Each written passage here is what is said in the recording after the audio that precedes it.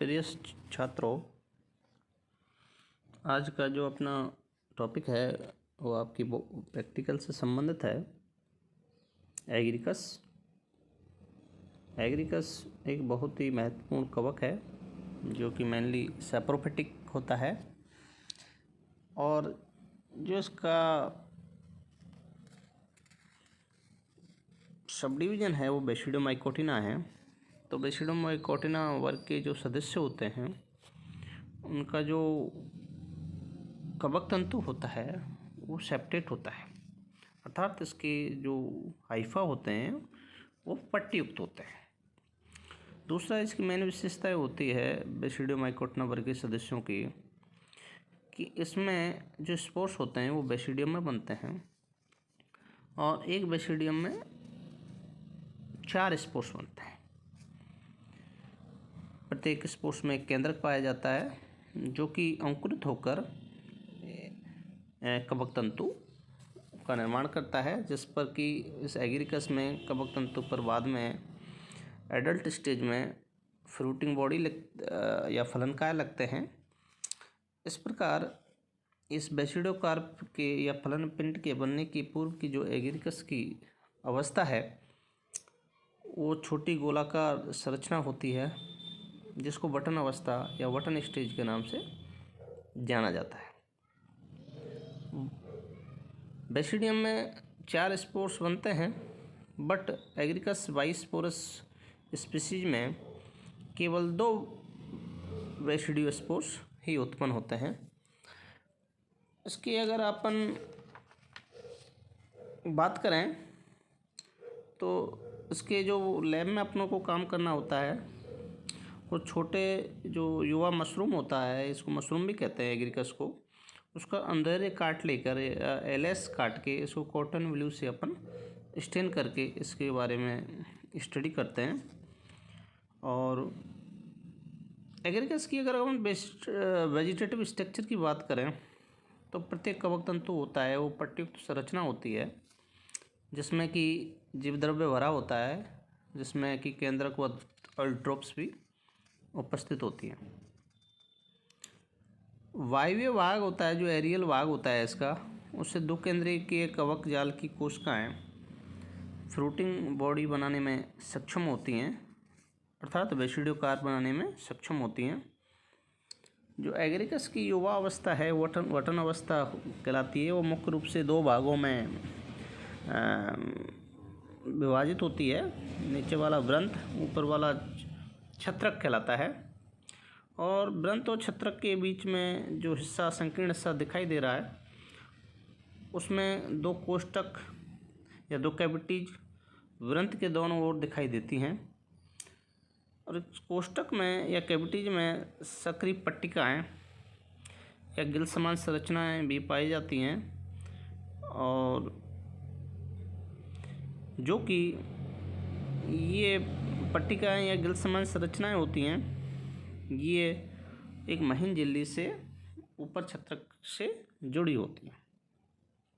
और एग्रीकस का जो बटन स्टेज का या एग्रीकस का सबसे ऊपर जो चौड़ा सिरा होता है वो छत्रक, जिसे पाइलियस कहते हैं, वो पाइलियस कहलाता है। बेसिडियोकार्प की संरचना की अगर अपन स्टडी करते हैं तो बेसिडियोकार्प की संरचना में भी स्टॉक व छत्रक, जिसको पाइलस कहते हैं, 2 भागों में ही ये विभाजित होती है।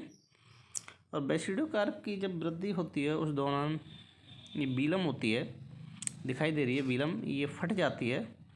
फटकर वृंत के ऊपर एक वलय के रूप में उपस्थित रह जाती है।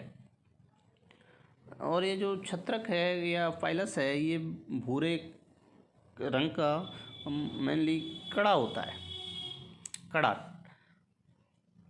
अब इस पाइलस के या छत्रक के आधारीय भाग पर गिल उपस्थित होती हैं जो रेडियल या अरीय रूप में उपस्थित होती हैं। अगर इस गिल की हम अनुप्रस्थ काटते हैं तो अनुप्रस्थ काटने पर इसमें गिल की अनुप्रस्थ काट में मुख्य रूप से 3 भाग दिखाई देते हैं: हाइमीनियम, सब हाइमीनियम एंड ट्रोमा। ट्रॉमा होता है वो दीर्घित कवक तंतुओं की एक संरचना होती है जो कि मेनली मध्य में उपस्थित होती है। और ये जो ट्रॉमा निर्मित करने वाले कवक तंतु गिल के दोनों ओर पाए जाते हैं, जो ऊपर की तरफ सब हाइमीनियम निर्मित करते हैं।